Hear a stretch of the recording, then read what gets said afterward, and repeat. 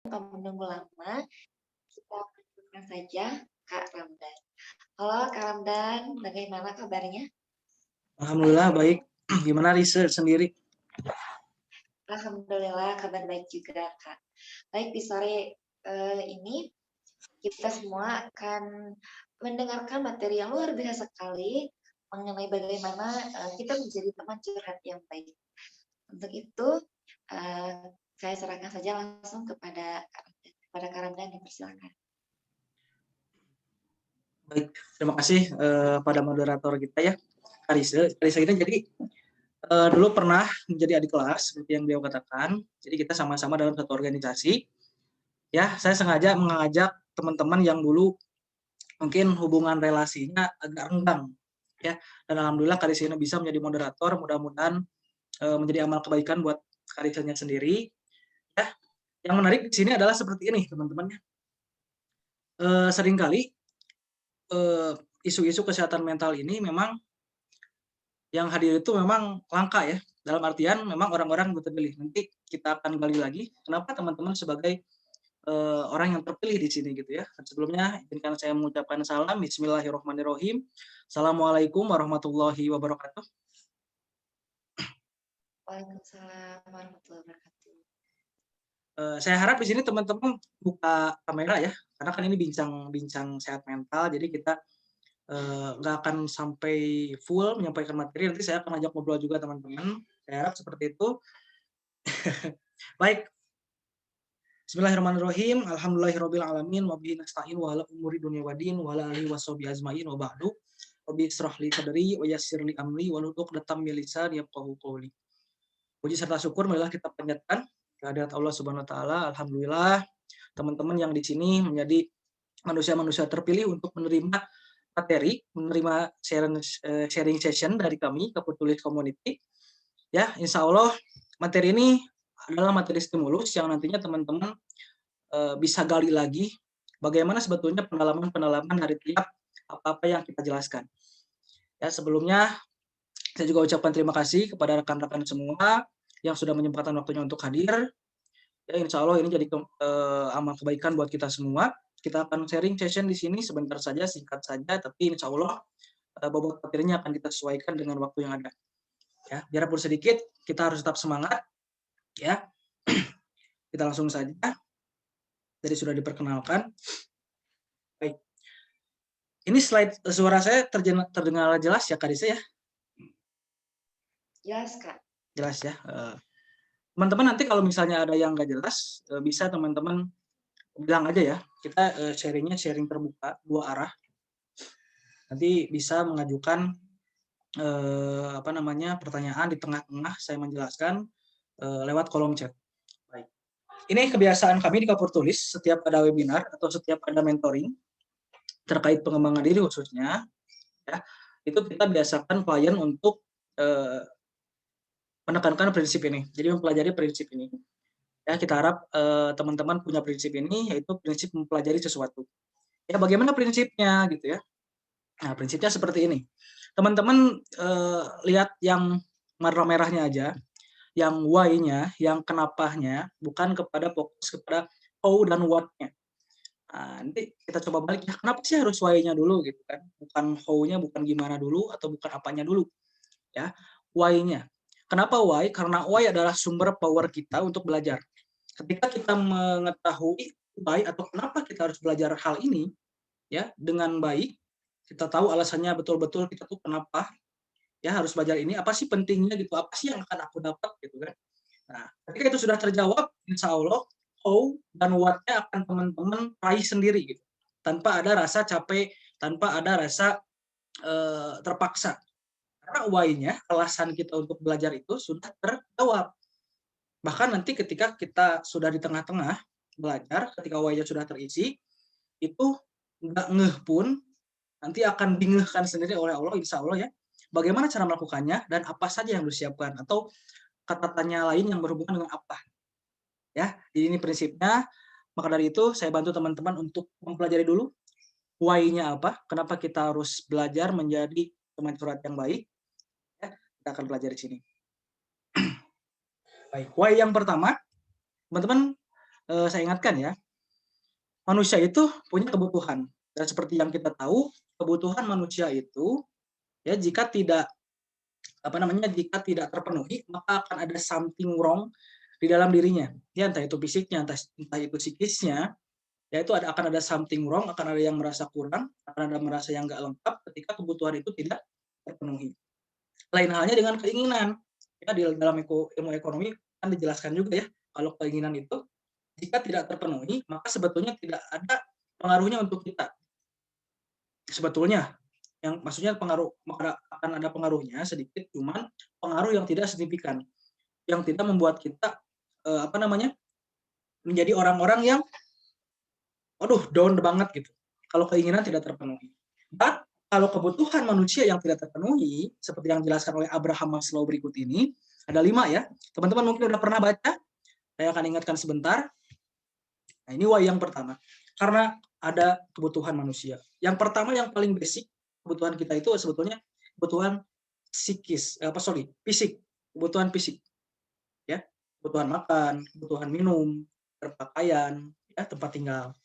Nah, ketika orang sudah terpenuhi, bisa makan gitu ya tiap hari, apalagi makannya bisa lebih dari 1 kali gitu kan, enak lagi dan sebagainya. Terus minumnya juga segar dan sebagainya, ya, tidak ada tidak ada masalah dengan sumber air dan sebagainya. Terus pakaiannya juga layak gitu ya, yang muslim kebutuhan pakaian untuk menutup auratnya juga terpakai gitu ya. Dan tempat tinggalnya juga layak, nggak bocor, nggak kepanasan, kehujanan, maka basically itu sudah cukup sebetulnya secara fisik. Ya. Nah, ketika itu sudah terpenuhi, maka akan muncul masalah baru, yaitu kebutuhan keamanan. Nah, jadi akan ada manusia nanti setelah ada yang banyak tuh ya, yang banyak hartanya, kemudian yang pokoknya mapan gitu lah ya, secara finansial, akan ada rasa, aduh gini harus pakai pagar deh gitu rumah gitu kan, biar aman gitu. Aduh kayaknya harus diatur lagi deh ini jadwalnya gitu kan. Terus ini kayaknya belum stabil deh. Maka manusia yang selanjutnya butuh suatu keamanan, keteraturan, dan stabilitas dalam hidupnya. Ketika itu tidak ada, teman-teman dipastikan akan ada sumber-sumber mental illness yang ada di situ. Ya. Yang selanjutnya, ketika sudah terpenuhi 2 kebutuhan dasarnya, naik lagi, kita butuh sentuhan cinta, ya, dan dukungan dari keluarga, teman, dan pasangan. Ya, seperti itu. Di keluarga ini sebetulnya teman dan pasangan juga bisa kita anggap keluarga. Karena keluarga itu konteksnya adalah selain physically juga emosi. Ya, kita bermain emosi. Kemudian ada kebutuhan tanggung jawab, reputasi, prestasi. Ini yang harus ditekankan teman-teman. Kita keluarga lengkap, teman banyak, pasangan pacar ada gitu ya. Udah nikah bahkan dan sebagainya. Rumah aman, lingkungan aman, makan minum terpenuhi. Tapi kenapa kita sering merasa kosong juga gitu kan? Nah, ketahuilah teman-teman bahwa teman-teman mungkin kekurangan tanggung jawab. Artinya kurang ada pihak luar yang percaya sama kita bahwa kita bisa menyelesaikan sesuatu. Maka dari itu tanggung jawab masuk ke dalam kebutuhan. Ketika kita tidak pernah menerima suatu tanggung jawab, bahkan hal kecil, gitu ya, bahkan bentuknya kepercayaan, belief ya, tanggung jawab itu. Misalnya, oke, Neng mah di rumah sekarang bagian bersih-bersih. Nah, Mama bagian masak. Itu sebuah tanggung jawab. Nah, ketika teman-teman tidak sama sekali menerima itu, bahkan di rumah, itu bisa jadi ada satu kekurangan gitu ya, ngerasa hampa itu, urang hirupna kumahaan sih sebetulnya gitu. Segala boga tapi merasa keneh kurang. Dan terakhir, setelah tanggung jawab reputasi, ya dari tanggung jawab itu kita memperoleh reputasi yang baik, jika tanggung jawabnya diselesaikan dengan amanah. Kemudian dari reputasi dijalani dengan terus-menerus akan jadi sebuah prestasi. Ya. Nah, perlu digarisbawahi juga prestasi itu adalah bukan saat kita memegang pialanya, bukan saat kita memegang penghargaannya, tetapi prestasi itu adalah saat ketika kita bisa konsisten terhadap apa yang kita lakukan untuk bisa memegang piala itu. Misalnya kita mau lomba, setiap hari pas sebelum lomba kita latihan dengan sungguh-sungguh. Nah, prestasi yang sesungguhnya itu bukan saat kita megang piala, tapi saat kita bisa mempertahankan kebiasaan-kebiasaan baik yang sudah kita bangun untuk mendapatkan penghargaan tersebut. Ya, nah, yang terakhir self actualization, pengembangan diri. Nah, inilah yang sedang kita lakukan. Pengembangan diri, kita perlu mengembangkan diri, kita perlu mengisi diri dengan hal-hal yang baru, Ya, basically ini yang paling banyak menyebabkan mental illness di sekitar kita, di teman-teman kita, ya. Banyak sekali yang seperti ini karena sebetulnya yang mereka butuhkan itu pengembangan dirinya kurang. Mereka jarang mempelajari sesuatu yang baru, ya, nontonnya itu aja, bacanya itu aja, ikutan aktivitasnya itu aja. Sehingga akan ada saatnya ketika dunia membutuhkan mereka, mereka merasa nggak bisa. Ya, padahal di sini sepaket nih pengembangan diri dan kebermanfaatan. Ketika kita tidak mampu bermanfaat bagi orang lain, disitulah akan ada self talk negatif gitu ya. Sebenarnya aku ini guna nggak sih hidup dan sebagainya. Ya, itu harus teman-teman pahami ya kebutuhan manusia. Itu yang pertama. Sekarang why yang kedua. Teman-teman mohon disimak dulu videonya. Ini adalah pandangan menurut Islam. Pentingnya curhat itu kenapa sih? Ya, kenapa penting curhat gitu. Ini menurut pandangan Islam. Jadi teman-teman, saya tidak ingin teman-teman masuk dalam golongan yang menstigma orang yang gangguan mental ke dalam stigma yang gangguan jin dan sebagainya gitu ya. Secara medis ini ada. Silakan disimak dulu ya. Why is it that whenever we come across someone with a mental illness like depression, we assume one of two things? Either this person is possessed by demons and jinn and therefore needs to seek an exorcist, or that this person is far from Allah or is a sinner and therefore Allah is punishing this person. You know, I've been guilty of such crimes for far too long. And now I realize and I acknowledge the damage that I have caused. You know, and it's simply not the case. A lady came to the Prophet of Allah sallallahu alaihi wasallam, and she says to my Prophet of Allah, I have a mental condition where I sometimes lose control. Can you make a prayer to Allah and ask Allah to cure me? So the Prophet of Allah, he said to her, look, you have one of two options. I can either ask Allah for a cure and you will be cured, or you can be patient on your illness and for you is paradise. And the amazing thing is here that the Prophet of Allah acknowledged that she had a mental illness and did not tell her that no, that you are possessed by jinn or that you are far from Allah, that you're a sinner and that Allah is punishing you. My brothers and sisters, the World Health Organization states that 1 in 4 people will be diagnosed with some sort of mental illness at some stage in their lives. These are statistics that we cannot ignore. Mental illness is very real. What is mental illness? In short, mental illness is a condition that affects one's thinking or behavior. Mental illness is not a choice. People don't wake up in the morning and choose to have a mental illness. Mental illness is not laziness. It's not a bad diet. It's not seeking attention. It's not a physical or a mental or a spiritual weakness. Mental illness is very real. It is as real as cancer, diabetes, and heart disease. Now, we're not denying the power of spirituality and the miracles of the Quran as a form of healing. But for the purpose of this video, what we're saying is the seriousness of mental illness is that there is no harm and no shame in seeking professional advice. In fact, Allah subhanahu wa ta'ala says in the Quran that ask the people of knowledge if you do not know. And our Prophet has said sallallahu alayhi wasallam, and this is the blessing of Islam, that seek the cure of your illnesses, for verily every illness that Allah brings down, He also brings its cure along with it. So please, if you feel in any way, shape or form that you may be suffering from the symptoms of mental illness, do not be afraid. Start a conversation with your GP, with a psychologist, with a social worker. Go seek professional help. And we as a community need to support our fellow brothers and sisters that are suffering. We really need to start showing people help and support, because that is what a true Muslim does.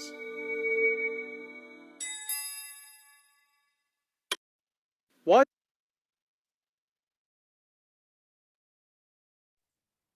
Oke. Paham ya videonya ya, teman-teman? Jadi ini saya mau katakan bahwa Islam pun memandang gangguan mental bukan serta-merta adalah gangguan jin. Jadi teman-teman, saya harap jangan termasuk ke dalam orang-orang yang menstigma gitu ya, itu mah halamun wae dan sebagainya, sigana nggak ilmu dan sebagainya gitu. Itu belum tentu. Ya, bahkan dalam surat Al-Hujurat pun ayat ke-6-nya kita itu dianjurkan untuk check and recheck setiap informasi yang kita dapatkan gitu, supaya tidak menjadi kehancuran bagi sekeliling kita yang mana kita bisa menyebarkan informasi hoax dan sebagainya. Itu yang pertama teman-teman. Ya, ini saya juga ingin perlihatkan ini kata siapa ini tahu ya? The Rock ya, Downey Johnson ya.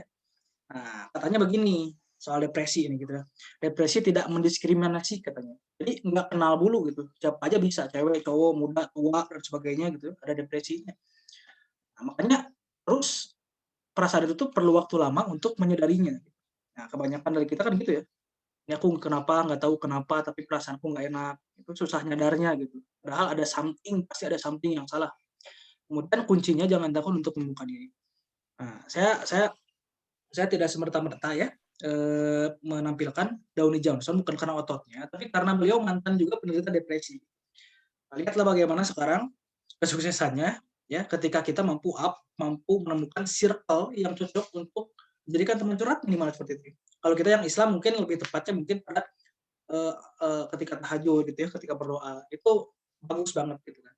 Tapi ada saatnya kita harus buka diri sama orang-orang yang menurut kita bisa ngasih solusi gitu ya, kayak gitu. Baik. Nah, penyebab depresi teman-teman, nanti teman-teman pengertian depresi kita bahas ya kalau di lain waktu. Ada banyak pengertian depresi dan sebagainya. Depresi itu apa? Perbedaannya sama anxiety, kecemasan dan sebagainya ada perbedaan. Khusus untuk depresi, ya itu penyebabnya karena galau dan baper.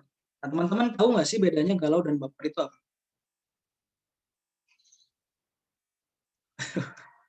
Oke, galau itu gini. Ini garis bawahi ya. Galau itu gini.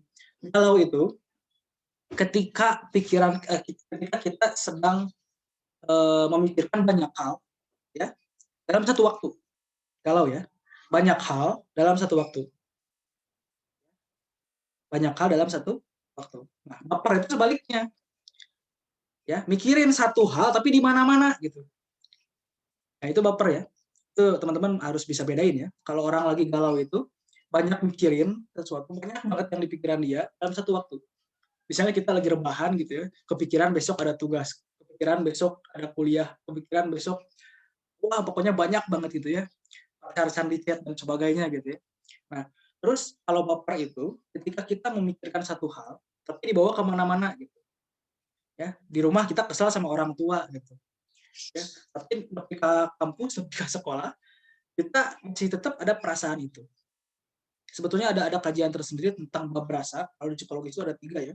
Bab rasa itu kita belajarnya emosi, terus feeling, rasa, dan mood itu ada bedanya. Nanti kita bahaslah lain waktu ya, atau bisa nanti ditanyain. Itu kata Downey Johnson dan kata Islam. Baik, ini masih why ya, tenang ya, ini masih why-nya, belum pada materinya. Soalnya materinya gampang. Yang harus kita perkuat adalah why-nya. Supaya how dan what-nya kita dapatin dengan mudah, nggak tanpa paksaan dan sebagainya. Nah, ini next. Nah, teman-teman pernah tahu atau pernah dengar orang yang katanya ngaku sakit perut gitu ya, ngaku sakit mah, tapi ketika dibawa ke dokter kata dokter itu nggak apa-apa gitu, nggak ada penyakit kok di dirinya gitu ya. Pernah dengar nggak sih yang ada kasus kayak gitu? Saya anggap pernah ya. Nah, itu namanya teman-teman psikosomatis. Jadi psikosomatis itu adalah gangguan fisik, sakit fisik yang disebabkan oleh psikis. Nah, akan ada hubungannya. Kita bisa belajar itu, kita bisa buka hubungan psikis dengan fisik itu di ilmu neuroscience, ilmu yang belajar tentang saraf manusia. Kenapa sih cuma dalam pikiran kok bisa jadi tumbuh penyakit gitu ya? Dan itu nggak kedetek sama medis. Nah, itulah yang mau saya tekankan juga, jangan gampang menjudge orang, oh kamu mah gangguan jin. Karena ilmiahnya seperti ini. Ya, kita mau menumpuk masalah itu yang ditumpuk di otak itu akan mengeluarkan hormon-hormon tertentu ya, dan mempengaruhi fungsi otak. Kemudian akan mendistrak bagian tubuh terlemah. Misal, bagian tubuh terlemah kita adalah lambung, kebanyakan lambung gitu ya. Nah, itulah nanti ketika banyak pikiran, lambungnya naik sama. Ya. Sehingga, tapi diperiksa nggak ada apa-apa gitu. Nah, itulah yang disebut psikosomatis. Ya. Nah, gitu. Makanya self-diagnosis, jangan berani-berani mendiagnosis diri sendiri. Harus dibawa ke yang tahu. Ya, itu kalau mental tuh kayak gitu. Oke, itu why-nya. Kita lanjutkan. Ini why yang sekian kalinya. Kita masih why ya, tenang ya. Karena materinya dikit. Cara menjadi teman curhat tuh gampang. Nah, gitu ya. Nih, why-nya nih. Curhat itu identik dengan support system ya. Tempat-tempat yang bisa support kita dalam keadaan-keadaan sedang breakdown, sedang illness gitu ya, sedang wah kacau gitu. Ini support system. Saya ingin teman-teman berpendapat deh gitu ya. Tolong dong kali ini aja. Siapa deh yang mau gitu berpendapat apa sih maksud di gambar ini tuh? Ini gambar yang pertama yang ada lebahnya, kemudian yang kedua, yang ketiga, yang keempat. Ada yang bisa bantu nggak? Coba.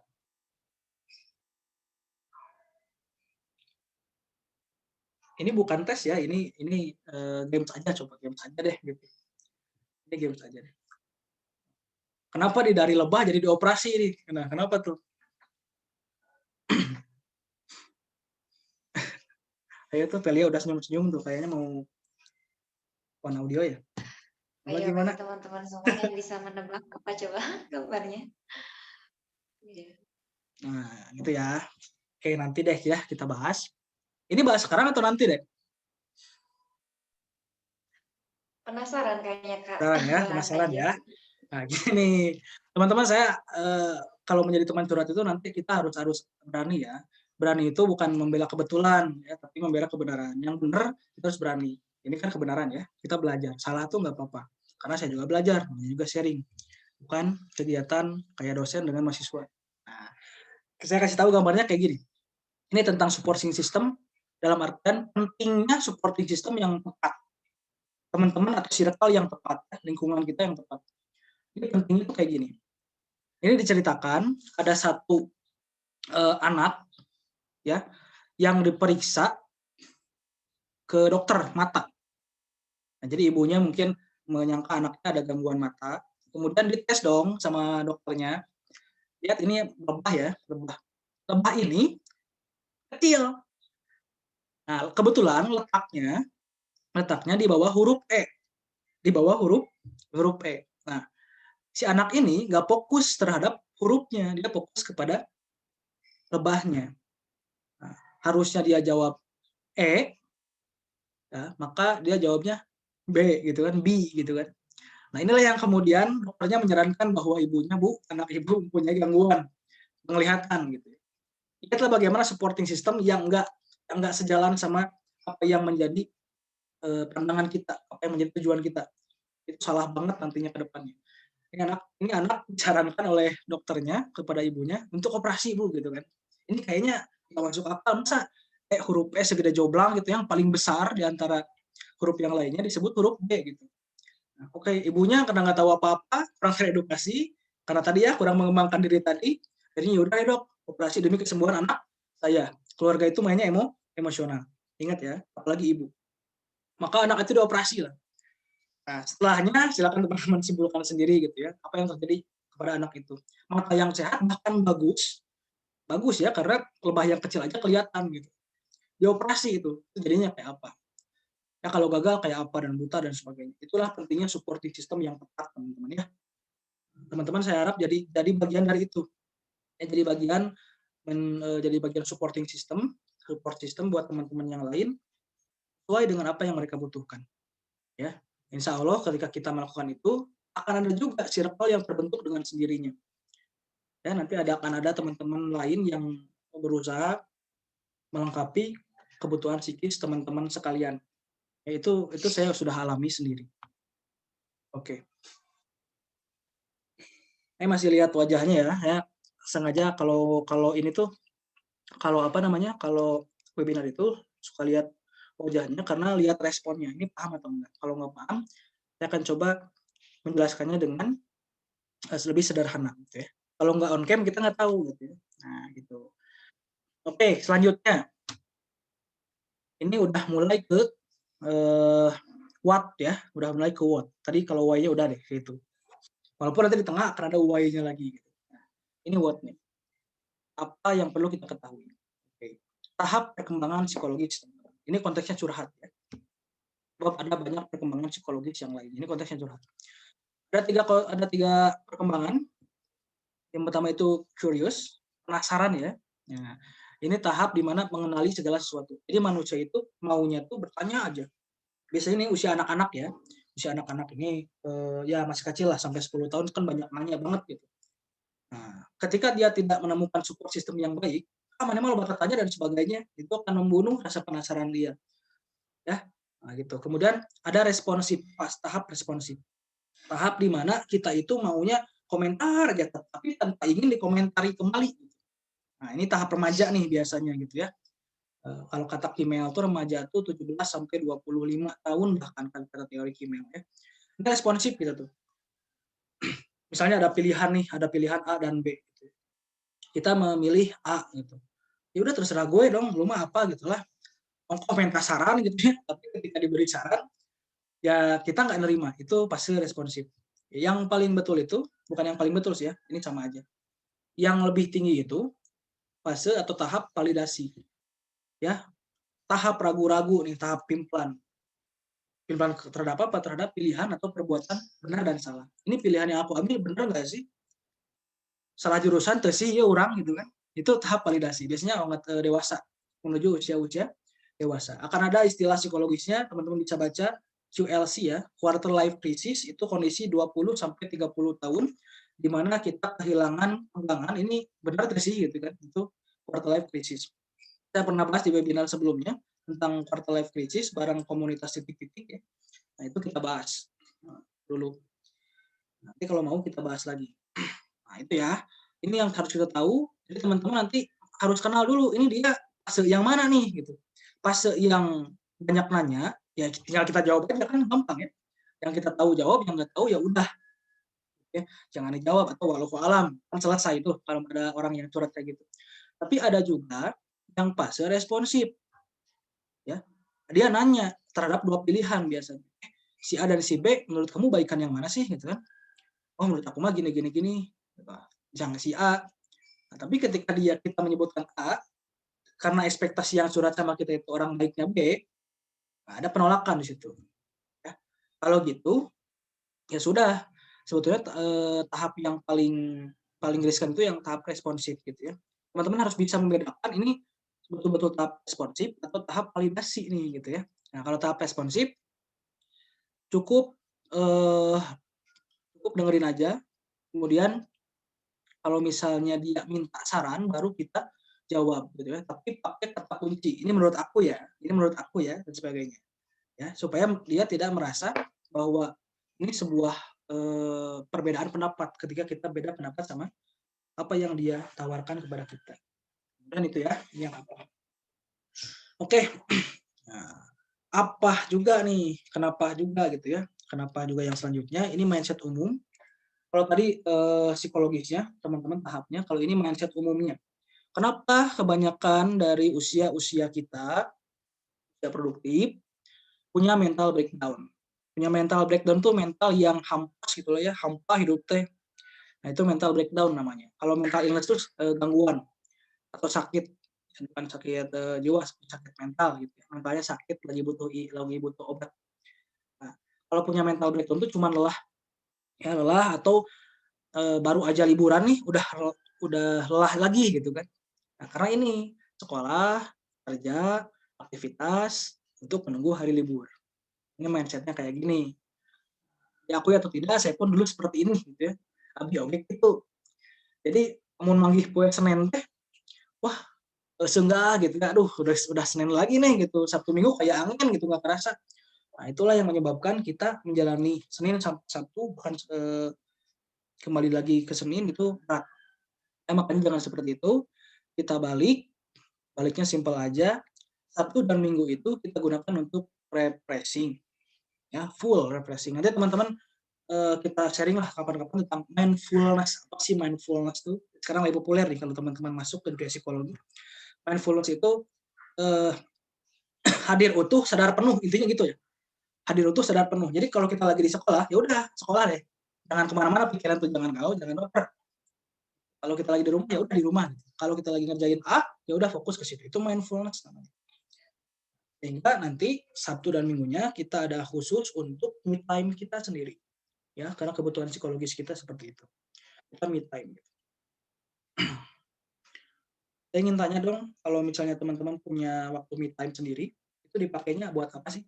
Kebanyakan. Ini nggak apa-apa ya, bukan berarti harus aku mah gini gini gini, nggak harus bagus gitu ya. Kita setiap orang punya punya punya cara masing-masing untuk memulihkan jiwanya gitu ya. Saya juga udah sebetulnya sekali-sekali mah rebahan full gitu ada gitu waktunya gitu ya. Karena capek banget gitu ya.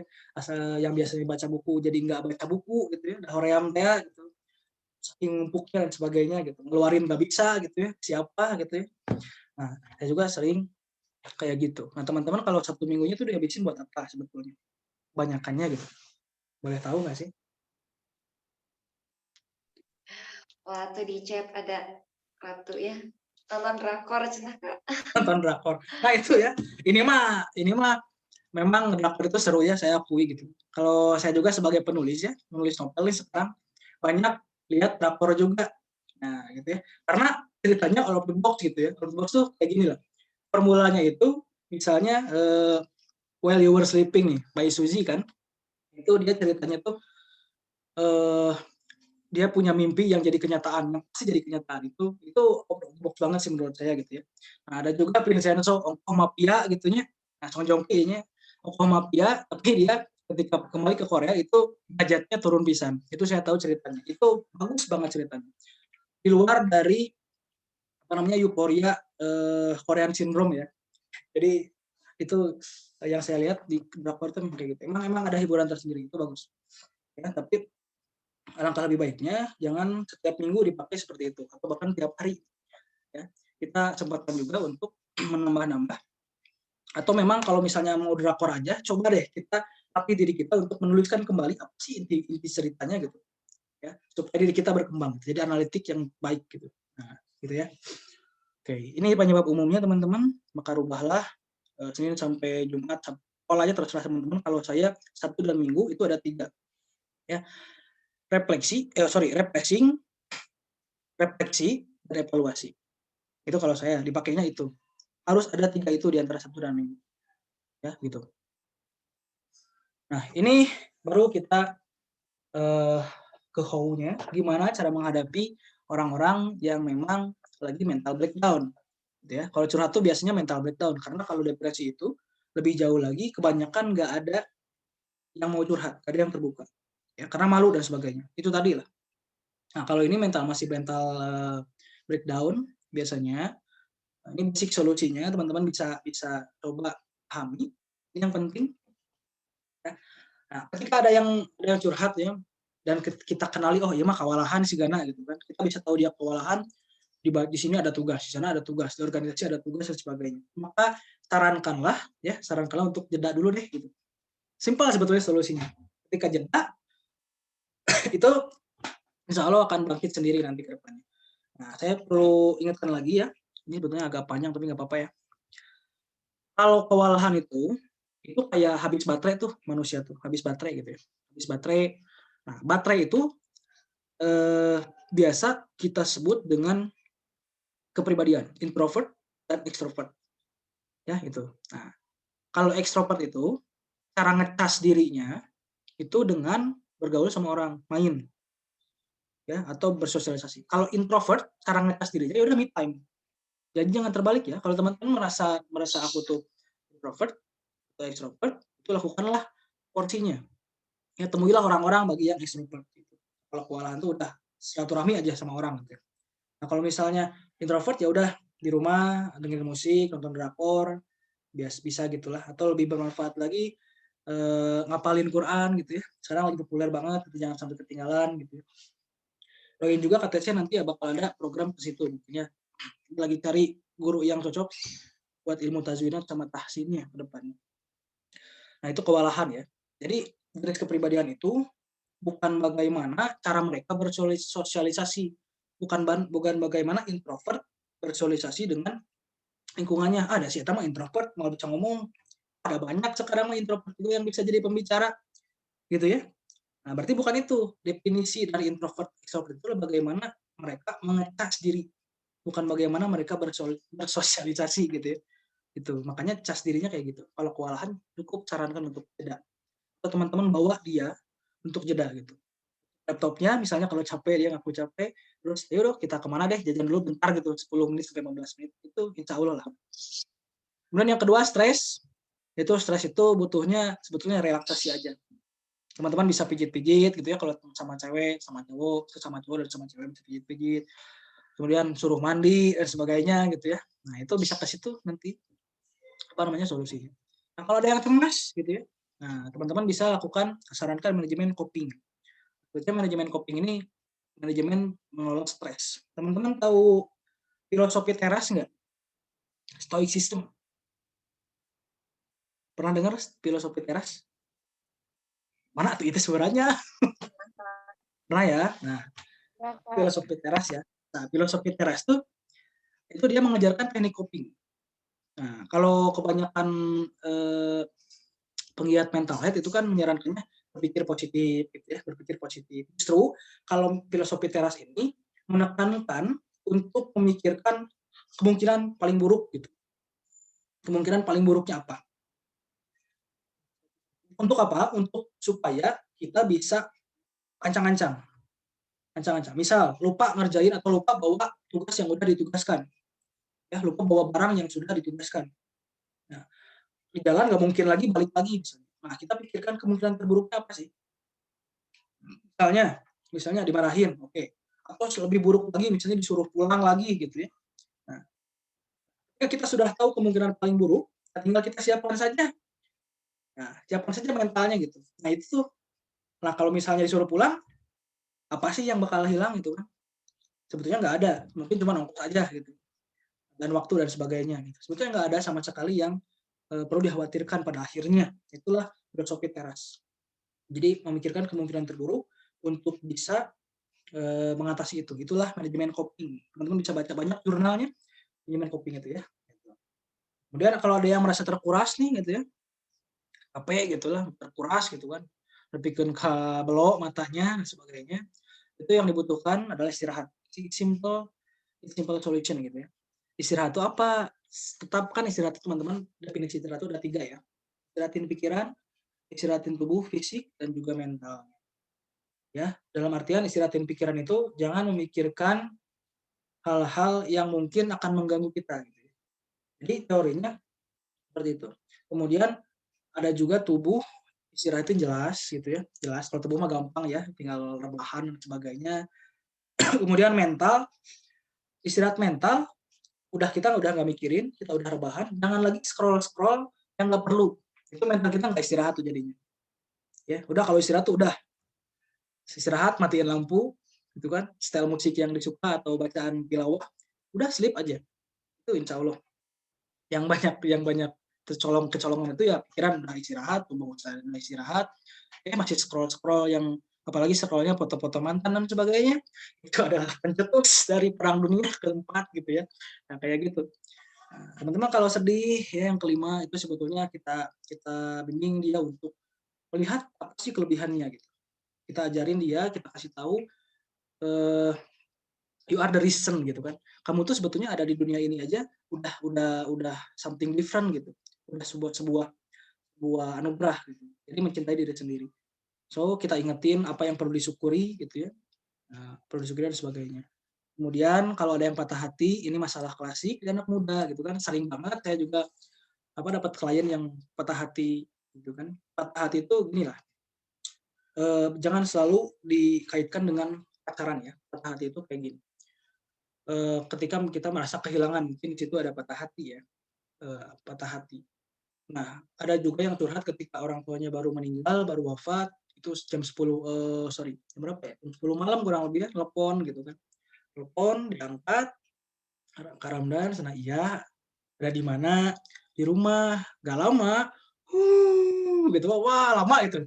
Sampai ditungguin, sampai jam 11 mungkin baru reda gitu ya. Nah, itu yang kita lakukan, ya untuk, ya kalau kita mampu, ya cobalah untuk jangan disuruh berhenti nangis, justru yang dicari itu adalah mengeluarkan emosinya. Kalau dia ngeluarin emosinya dengan cara menangis, ya udah suruh nangis aja.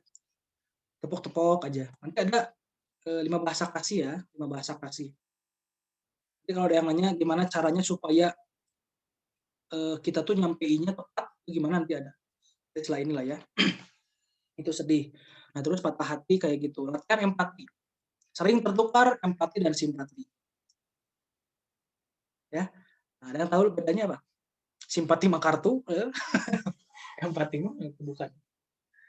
Ini kalau simpati itu seperti pasir hisap, ya, pasir hisap.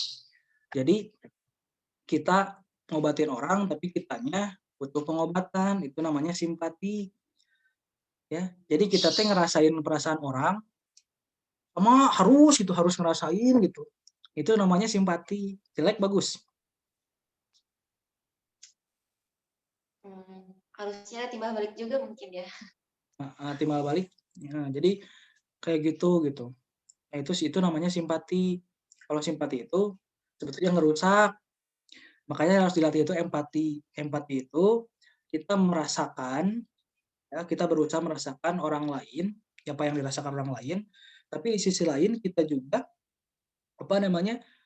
bisa ngontrol apa yang kita rasakan untuk kemudian diolah menjadi solusi yang bisa ditawarkan. Itu empati itu. Jadi bukan pasir hisap. Kalau simpati, kita ngerasain tapi kita masuk ke dalam rasa itu. Jadi sarwana ya, sedihnya teh bareng gitu. Di kamar misalnya ada curhat teman gitu ya. Aku tuh gini gitu kan. Kita simpati, ya udah tuh gimana ya, aku juga nggak bisa apa-apa dan sebagainya. Jadi dua anak-anak gitu kan, itu nggak selesai gitu kan. Nah, yang bagus adalah empati. Ya, kita oke, aku paham, aku nggak paham cerita kamu, apa yang kamu rasain. Aku di sini kok, siap mau cerita apa gitu dan sebagainya. Jadilah sosok yang bisa diandalkan oleh lingkungan kita. Ya. Oke. Kemudian yang terakhir adalah kesal. Kalau ada yang orang yang lagi kesal, dia butuhnya sebetulnya cinta dan support. Gitu ya. Nah, itu yang lagi kesal tuh, itu kalau yang lagi marah-marah tuh sebenarnya dia kurang cinta. Kurang cinta lah. Ya, pokoknya gimana lah ya. Ya, orang yang marah tuh butuhnya cinta gitu. Kehangatan suasana, kehangatan obrolan gitu kan, kehangatan kekerabatan, itu dukunnya itu. Dan dukungan. Jadi kalau yang marah-marah ya sebetulnya cukup untuk dipersilahkan saja mengalir gitu. Ya, jangan dibalas, jangan diapa, okelah biarkan dia marah gitu ya. Tapi yang harus kita jaga barang-barang di rumah kita gitu ya, mesti diabruk-abruk kemudian dan sebagainya. Itu ya teman-teman ya. Itu basic solution-nya yang dirasakan dan yang sebetulnya dibutuhkan dan kita bisa berikan itu. Lihat dari tahap psikologis yang dibutuhkan tadi ya. Nah, ke situ larinya. Oke, ini yang menarik juga. Mungkin teman-teman belum pada tahu ya kalau ini gitu. Nah, ini itu tadi yang dibutuhkan rasanya, tapi ini cara komunikasinya. Sebagai teman curhat yang baik itu tahu apa yang dibutuhkan dan tahu cara bagaimana menyampaikannya. Ya, ini makanya harus on target. Ini konteks laki-laki dan perempuan kayak gini nih. Ini ada rumusnya, teman-teman bisa catat. Ya, saya buat sesimpel mungkin. Ini rumusnya ada IPAR. Ada ID, proses, action, dan relation. Pembagiannya seperti ini. Jadi ID dan action itu cara menyampaikan untuk cowok. Kalau proses dan relasi itu cara menyampaikan ke cewek. Misal cowok ini curhat. Aku teh gimana ya? Aku teh punya satu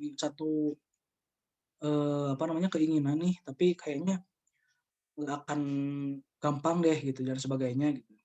Itu jangan ditanya-tanya atau gimana gitu ya. Ini kan langsung saja idenya atau actionnya. Apresiasi idenya, angkat, ya. Kemudian keluarkan actionnya menurut kita, kamu tuh harus ngapain gitu. Misal laki-laki itu kan gini ya. Aku tuh misalnya suka sama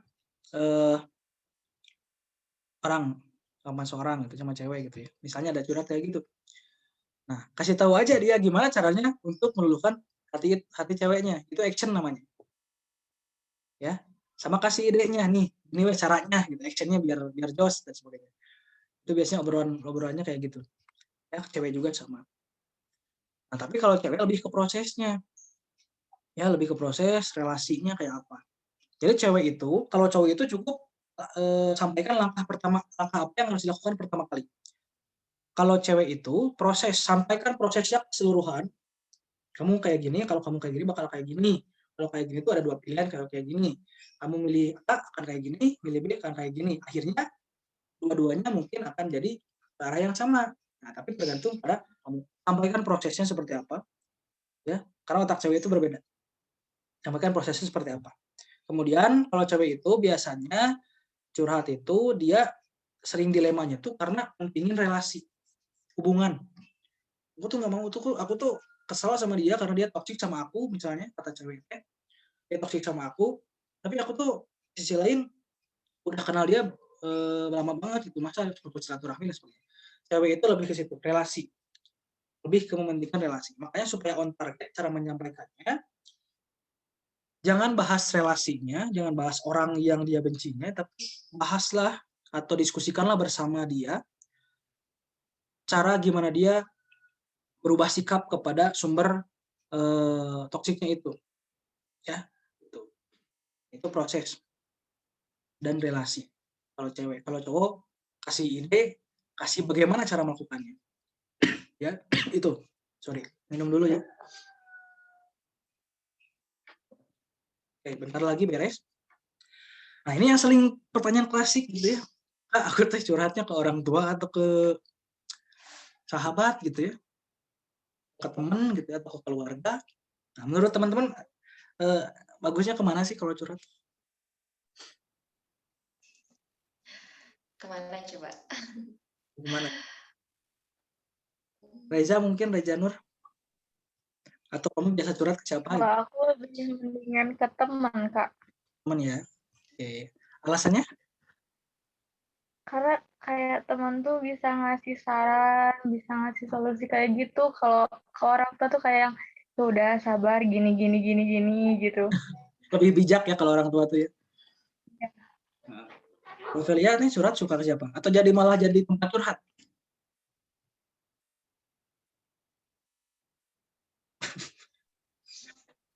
Kalau aku sih kalau curhat lebih enak ke teman, Kak. Teman ya. Punya sobat nggak? Teman cowok atau teman Gimana, cewek? Kak? Punya sahabat? Punya sahabat? Teman cowok ada, teman cewek juga ada. Nah gitu ya. Kalau Riza nih, yang lainnya nih, ini siapa aja? Sorry ya nggak kelihatan nih. Dan ada Ya Ali, ya ada baturan SMP. Masya Allah. Gimana kabarnya Li? Assalamualaikum Kang Adan. Salam. Alhamdulillah, kumaha damang. Alhamdulillah. Nah gitu ya. Ini teman SMP nih jago banget gambarnya dari dulu gitu ya. Dari dulu. Nah, proyeknya ya di IG mah bagus-bagus gitu. Ini ada Teh Risnayanti juga, ada gitu ya. Saya belum lihat orang-orangnya nih. Ini Indah, ada Indah atau Indah nih. Nah gitu ya. Oke, lanjut ya. Sebetulnya teman-teman, sahabat atau orang tua, friendship atau best friend or parent gitu kan. Nah, coba teman-teman nanti kalau ada waktu, selain nonton drakor ya, selain nonton drakor, coba tonton film ini. Apa namanya teh, bacaan teh, bahasa Inggris teh ada pemaliutnya, The Intouchables gitu ya. Coba tonton filmnya, ini tentang persahabatan. Ya, ada hubungannya sama curhat kok, ada hubungannya sama curhat. Udah, kalau soal orang tua, ini coba tonton teman-teman, mungkin udah pernah nonton juga lah, Like Stars on Earth gitu ya. Nah, ini motonya Every Child is Special, gitu ya. Ini antara orang tua dengan anak, kalau ini dengan antara sahabat dengan sahabatnya. Nah, kapan kita curhat ke sahabat, kapan kita curhat ke orang tua? Sebetulnya harus beriringan, teman-teman. Nggak bisa kita pilih salah satu. Tapi konteksnya apa dulu? Apa yang sebaiknya yang cocok dicurhatkan ke orang tua, pun sebaliknya apa yang cocok untuk dicurhatkan kepada teman gitu, sahabat gitu. Nah ini konteksnya, coba ya, mana itu yang muncul. Sorry. Nah, kelihatan ya yang hijau-hijau itu? Nah, kalau ke sahabat itu tentang emosi, tentang perasaan kita. Itu cocok banget ke sahabat. Rasa dunia seantragan gitu. Seantragan pasti dia bisa jauh lebih bisa membayangkan apa yang teman-teman rasakan. Ya. Nah, itu tentang emosi. Emosi itu luas ya, jangan cuma marah, tapi ada 5 emosi dasar, marah, sedih, jijik pun itu emosi. Kemudian ada juga sedih dan takut serta bahagia. Itu tentang perasaan. ya, kalau ke sahabat. Nah, kalau tentang ke orang tua tuh cocoknya gini, tentang pencapaian kita, gitu kan, tentang tujuan kita tuh apa ke depannya, tentang cita-cita kita tuh apa. Karena kita akan memanfaatkan kalimat-kalimat bijak, pengalaman-pengalaman orang tua untuk kita, ya. Tapi yang paling bagus adalah sebetulnya yang paling bagus, ini saya tidak mengatakan ini jelek, yang paling bagus adalah ketika kita bisa menjadi goals family, gitu kan. Segala sesuatunya itu terbuka sama keluarga. Karena kalau teman akan ada saatnya dia mungkin nggak setia sama kita gitu. Kalau keluarga tuh instingnya dia safe gitu sebetulnya. Safe kita buat apa namanya? Buat bertahan gitu, buat nge-up. Akan lebih bagus kalau punya ibu atau ayah yang pengertian gitu kan. Tapi jangan sedih kalaupun nggak ada. Ya di sinilah kita punya circle gitu. Ada option sahabat, ada option apa namanya circle yang baik. Kenapa kita tidak manfaatkan itu? Kalaupun kita tidak punya, kenapa kita tidak buat gitu. Nah, saya ajak teman-teman ikut di Kapur Tulis Community. Di situ kegiatannya simpel aja, nggak perlu kumpul-kumpul sering banget. Ya nanti kita arahkan apa saja programnya, akan ada big program di tahun-tahun selanjutnya sebetulnya nanti kalau teman-teman berminat masuk. Makanya stay di grup info webinar. Kalau teman-teman berminat nanti saya akan link grup project atau grup lainnya tentang Kapur Tulis programnya. Ada timnya, namanya tim Kapur Tulis. Nah, begitu teman-teman, itu saatnya kita apa namanya ke sahabat, kapan saatnya kita ke keluarga. Nah, yang paling bagus tapi tetap curhatnya sertakan ke yang maha menciptakan kita, karena sebetulnya nggak ada yang lebih paham dari Rob kita tentang apa yang kita rasakan. Jadi untuk secara apa namanya secara gaibnya seperti itu. Secara terlihatnya jika kita memang butuh orang karena hablum minallah ya, ada saatnya Allah juga nyuruh kita nyari pertolongan, ikhtiar gitu. Ikhtiar buat surat ke teman gitu atau ke sahabat yang betul-betul kita percaya ya, kemudian orang tua tentang pencapaian tujuan dan cita-cita supaya jadi doa bukan sekedar jadi tawaran solusi dari mereka. Gitu ya. Nah, itu materinya. Dari why, dari how and what-nya ya, teman-teman mungkin udah rangkum sendiri. Ucapkan terima kasih. Sekarang masuk ke kembali ke moderator kita ya, Teteh Rise, silahkan. Ya, wah, menarik sekali untuk materi yang disampaikan oleh Kak Ramdan. Bisa kita terapkan juga mungkin ya dalam kehidupan sehari-hari mengenai teman curhat baik untuk diri sendiri ataupun orang lain. Nah, di sesi kali ini akan ada tanya jawab terlebih dahulu bagi teman-teman semua yang ada di room Zoom. Barangkali memiliki pertanyaan, silakan boleh diajukan, boleh open mic atau di chat Zoom, silakan. Lebih bagus sih open mic ya. Apa deh kalau misalnya nggak on cam gitu ya, karena atau gimana open mic. Atau kalau misalnya rada private, boleh di chat, tapi di chat juga ada kelihatan ya namanya gitu, jadi bingung. Silakan tanyaan, masih ada hal-hal yang kalau di luar private mungkin bisa di sini ya, kalau private mungkin bisa di chat aja nanti secara pribadi WA. Atau sekarang kalau ada yang mau ya menceritakan hal atau apa Nah, gitu yang itu. berhubungan dengan ini, boleh silakan kita sambil sharing aja ya di sini ya Kak. Ya, sharing. Sebetulnya dari awal juga saya ngajaknya sharing nih, karena tapi lagi pada sharing. diam-diaman gitu ya, masih kita belum kenalan. Kenal maka kenalan gitu. Yuk. Gitu. Ayo. Ada ya? Nggak ada nih? Ada nggak? Oke, kalau dari teman-teman belum ada, dari Isu sendiri nih, boleh Kak? Boleh. Bagaimana tuh, Teh? Tadi kan udah ya dibahas kayak buat teman curhat gitu antara cowok atau cewek. Tapi kadang gitu kita juga kalau ngobrol tuh nggak semua bisa ngungkapin gitu ya Kak. Nggak bisa semuanya juga harus orang tahu gitu. Ada beberapa yang mungkin kita punya privasi juga. Tapi gimana caranya gitu ya agar alur curhat kita tuh sejalan atau tetap tersampaikan meskipun ada beberapa hal yang tetap kita nggak disampaikan gitu, ada yang private juga. Kayak gimana tuh? Jadi kalau ini posisinya kita yang curhat ya, bukan kita yang dicurhatin ya. Itu gimana kalau misalnya kita punya unek-unek banget gitu, tapi itu terbagi dua unek-uneknya, ada yang masalah privat, ada yang masalah yang bisa gitu kan. Nah disinilah kuncinya teman-teman curhatnya itu gini ya, saya lupa menyampaikan di awal, mohon maaf. Sebenarnya inti dari curhat itu adalah mengeluarkan apa yang ada di benak kita. Artinya kalau mengeluarkan itu kata kuncinya tidak sekedar curhat, tidak sekedar talk saja gitu, tidak sekedar bicara saja, tapi bisa juga dengan cara menulis ya, atau ngomong sendiri sama video baru kita rekam. Itu saya juga sering kayak gitu. Jadi ngomong sama video direkam aja, ngomong yang privat-privatnya, yang penting keluar dulu aja gitu ya. Keluar dulu aja. Nah, itu kalau solusinya sih dari kita kayak gitu. Kalau privat. Jadi curhat itu nggak melulu tentang berbicara, tentang ngobrol, tapi intinya mengeluarkan akan mencurahkan isi hati, curahan hati gitu. Dicurahinnya sama media apapun ya bisa gitu. Asal jangan ini yang keliru di WA gitu ya. Di WA, di SW gitu ya, dan sebagainya, itu mencurahkan isi hati yang sifatnya privasi sih, kebanyakan privasi, karena mengungkapkan apa yang dirasakan nggak mau di-judge jelek tapi disampaikan di ruang publik itu kan apa ya nggak tahu gitu ya. Ya kayak gitu. Itu sih.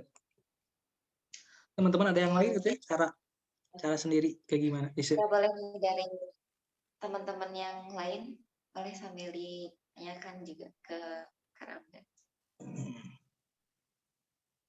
Barangkali dari Kak Velia atau Kak Reza, kemudian teman-teman yang ada di sini, Kak Nelly, Kak Rizky. Yo, jangan dipendam ya, nanti dipendam tuh habis webinar ini selesai, tadi telin nanya dan sebagainya, ngechat malu dan sebagainya. Ya tapi kalau ngechat juga nggak apa-apa ya, karena udah biasa juga ditanya-tanyain gitu ya. Kemudian ini deh saya sharing lagi kalau gitu ya, sambil nunggu sebentar lagi, ini waktunya sampai jam berapa ya Kak Isa ya? Sekarang sudah jam 5:11, mungkin sampai 17.20 lah ya Kak. 17, ada 9 menit lagi. Kita balik lagi konteksnya ke teman-teman yang sebagai teman curhat, karena judulnya menjadi teman curhat yang baik, ya. Kita harus yakin atau kita harus pegang juga prinsip ini, yang datang curhat ke kita, itu bukan menandakan kita lebih baik daripada dia. Itu yang pertama ya. Jadi yang datang curhat ke kita itu bukan berarti kita lebih baik daripada dia, atau dia lebih bobrok daripada kita. It's nothing, itu kan bukan itu. Nah, yang itu harus juga ditekankan sehingga kitanya nggak merasa jumawa gitu ya, kitanya nggak merasa dominan ya. Jadi supaya teman-teman kita nyaman sama curhat ke kita, jangan merasa lebih tinggi dari yang datang. Ajak rangkul aja, ya pokoknya rangkul lah. Dalam tanda kutip ya rangkulnya ya, teman-teman mungkin paham secara psikologis dan sebagainya. Yang kedua, yang jadi teman curhat itu harus jujur. Jujur tapi dalam jujur dan tepat gitu, tepat waktu, timing. Ya, honesty dan timing gitu. Jadi kalau jujur maksudnya itu katakan yang harus dia dengar. Lihat kondisi mentalnya. Kalau dia memang mentalnya kuat, ya katakan aja. Ada pepatah ya, teman itu yang baik itu adalah yang menampar sampai sadar daripada yang membelai membuat lalai gitu ya.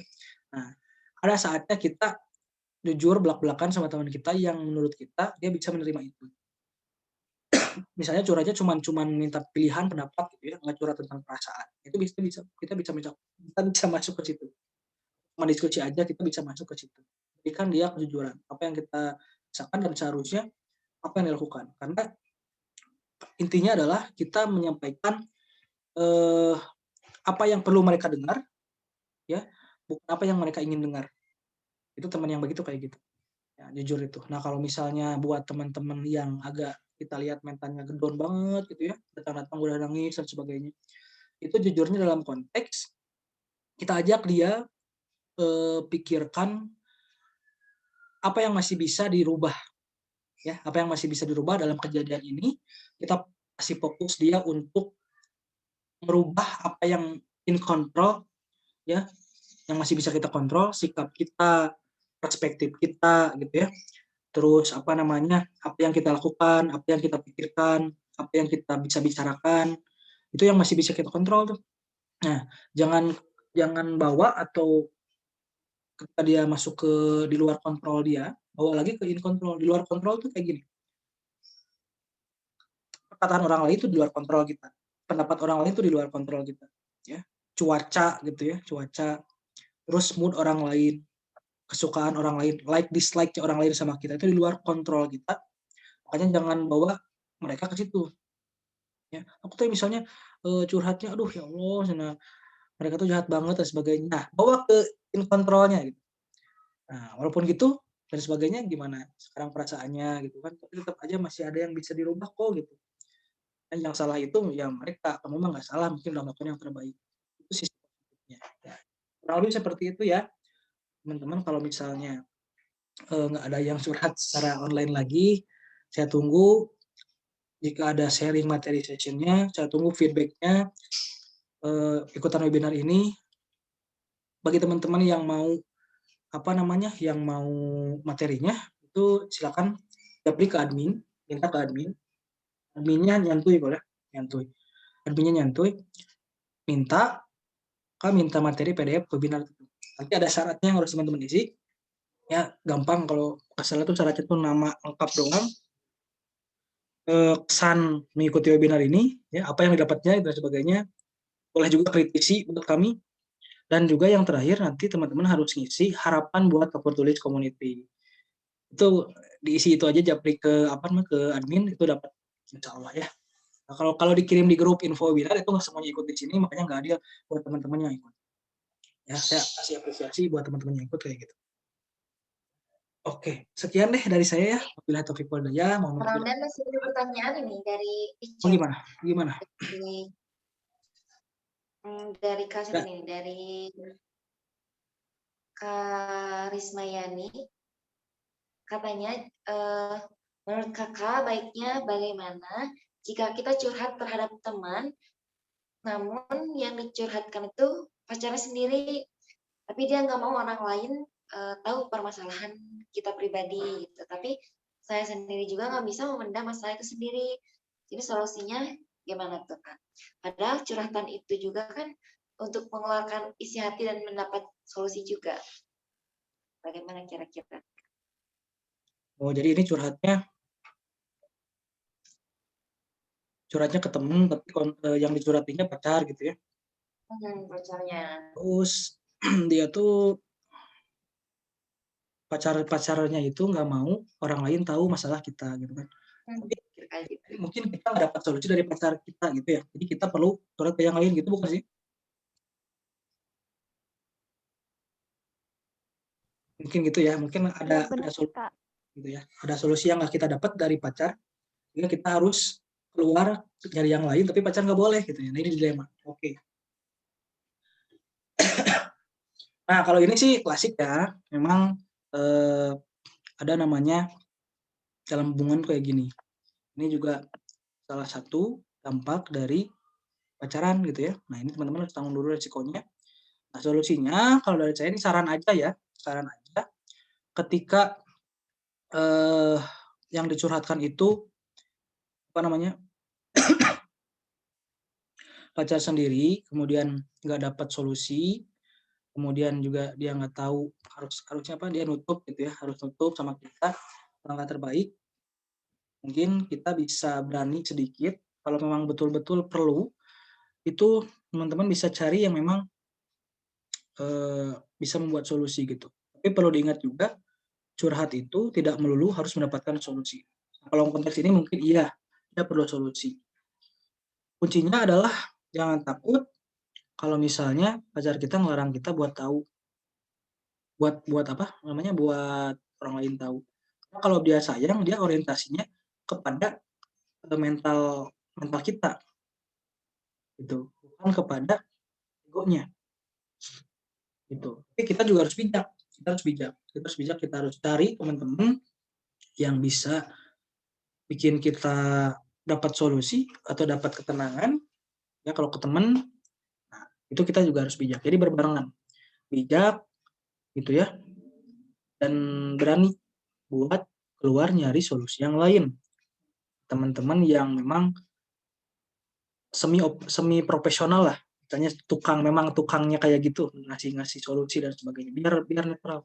Aku nggak datang kemana aja kok, mungkin kalau ketika ketahuan ya, aku datangnya memang ke yang ini gitu dan sebagainya. Atau kita juga bisa, banyak sebetulnya di IG juga curhat-curhat kayak gitu, kita bisa bisa DM dengan dengan privasi gitu ya, dengan privasi kita, Kak tolong diprivasi ya gitu, tapi saya butuh solusi seperti ini. Itu banyak sebetulnya dari mereka diprivasi, dan biasanya dijawab. Itu contohnya ya. Kalau nggak temen, ya carilah praktisi. Caranya seperti itu.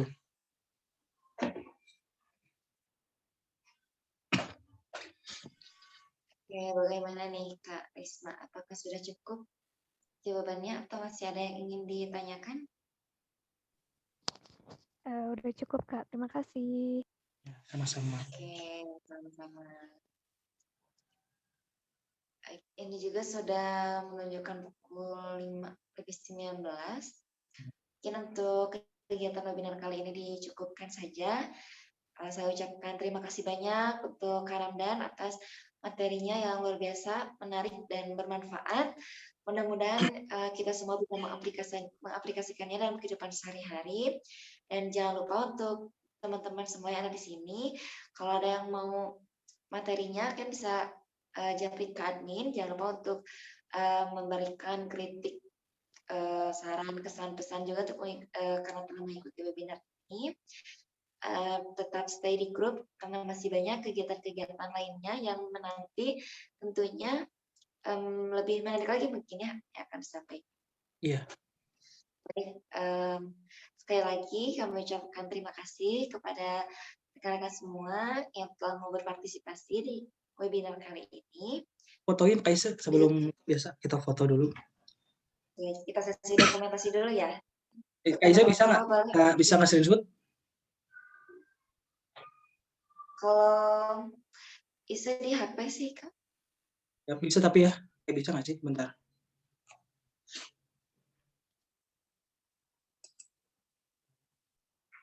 Ini nih. Gimana sih? Itu teh. Oh harus di ini mah harus on cam dulu semua, baru kelihatan layarnya di laptop. Oke, boleh. Bisa on cam Izin dulu. teman-teman, dokumentasi dulu.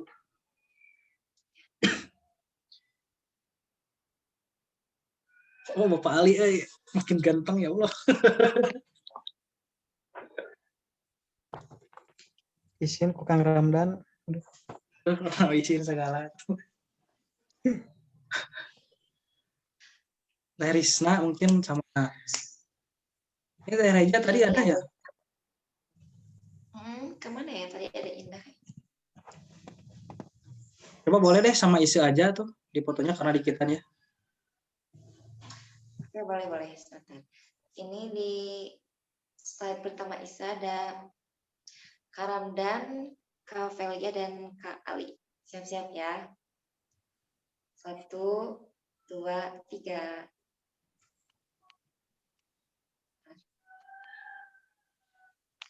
Oke, sudah. Slide selanjutnya ini ada Kak Nelly, Kak Reza, dan Kak Risma ya.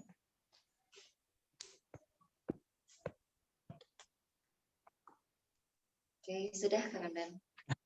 Untuk Terima kasih ya teman-teman ya. Sebelum tutup sama kantor, saya ucapkan terima kasih atas nama Kapur Tulis Community telah mengikuti webinar kali ini. Mudah-mudahan ilmunya bermanfaat dan teman-teman bisa lebih eksplor lagi. Kita lain kali ketika ketemu, jadi sharing, jadi teman rekan berbicara. Ya bukan sebagai narasumber dan peserta. Oke, makasih. Wassalamualaikum warahmatullahi wabarakatuh. Waalaikumsalam warahmatullahi wabarakatuh.